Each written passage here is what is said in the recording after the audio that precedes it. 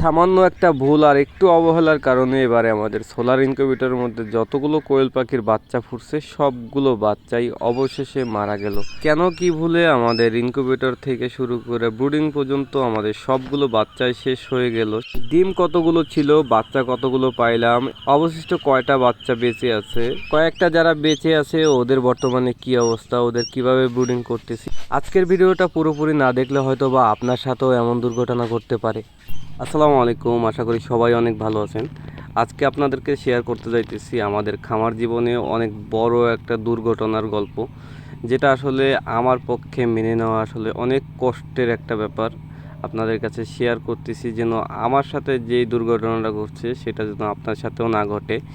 ঘটনার শুরুটা হয় আমাদের সোলার ইনকিউবেটর থেকে। আপনারা অনেকেই জানেন আমাদের এদিকে বিদ্যুৎ নাই, সম্পূর্ণ সোলার দিয়ে আমরা ইনকিউবেটর চালাই, কোয়েল পাখির বাচ্চা ফোটাই।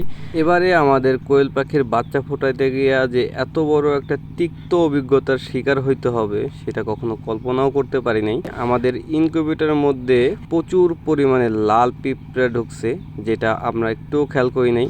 তো এই পিঁপড়ার জন্য কিন্তু আমাদের এর আগেও একবার ঝামেলা হয়েছে, কিন্তু এতটা ক্ষতি আমাদের হয় নাই। তো ওই জন্যে আমরা সবসময় একটু সচেতন ছিলাম, পিঁপড়ানাশক পাউডারগুলো আমরা ইনকিউবেটরের চারপাশ দিয়ে দিছি। এখন আপনারা প্রশ্ন করতে পারেন যে পিঁপড়ানাশক পাউডার দেওয়ার পরেও কেন ইনকিউবেটরের মধ্যে পিঁপড়া ঢুকলো। আমাদের পিঁপড়ানাশক ওষুধ দেওয়ার পরেও আমাদের ইনকিউবেটরের মধ্যে পিঁপড়ে উঠছে মূলত এই আমাদের যে ঘরের খুঁটি, এই খুঁটির সাথে ইনকিউবেটরের একটা কোণা একটু করে বাজানো ছিল, ওইখান থেকেই মূলত প্রচুর পরিমাণের পিঁপড়া ইনকিউবেটরের মধ্যে ঢুকে যায়। ওই সময় মাত্র ডিমগুলো থেকে বাচ্চা ফুটে বের হইতেছিল, ওই টাইমেই ইনকিউবেটরের মধ্যে প্রচুর পরিমাণে পিঁপড়া জড়ো হয়ে গেছে। আর যে ডিমগুলো মুখ দিছে ওই ডিমগুলোর মুখ থেকে একেবারে পিঁপড়া ডিমের ভিতরেও ঢুকে গেছে, ওইখানে গিয়ে অনেক ডিমের ভিতরেই বাচ্চা কামড়ায় মারে ফেলছে।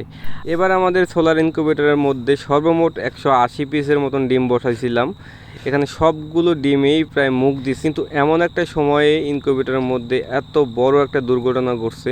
আমাদের এটা সম্পূর্ণ ম্যানুয়াল একটা ইনকিউবেটর, প্রতিদিন 4 বার করে ডিম ঘুরাইতে হয়। 14 দিন পর্যন্ত ডিম ঘুরানোর পরে 17 দিনের মাথায় মাত্র ডিমগুলো ফুটে বের হইতেছে। এরকম একটা সময়ে আমাদের ইনকিউবেটরের মধ্যে এত বড় একটা দুর্ঘটনা ঘটে গেছে।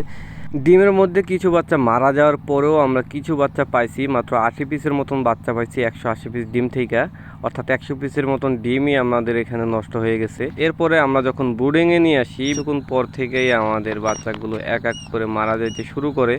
এক রাতের মধ্যে 60 পিস বাচ্চাই ব্রুডিংয়ে মারা যায়। এত কষ্ট করে এত পরিশ্রম করে শেষ পর্যন্ত এবারে আমাদের সবগুলো বাচ্চাই প্রায় মারা গেল।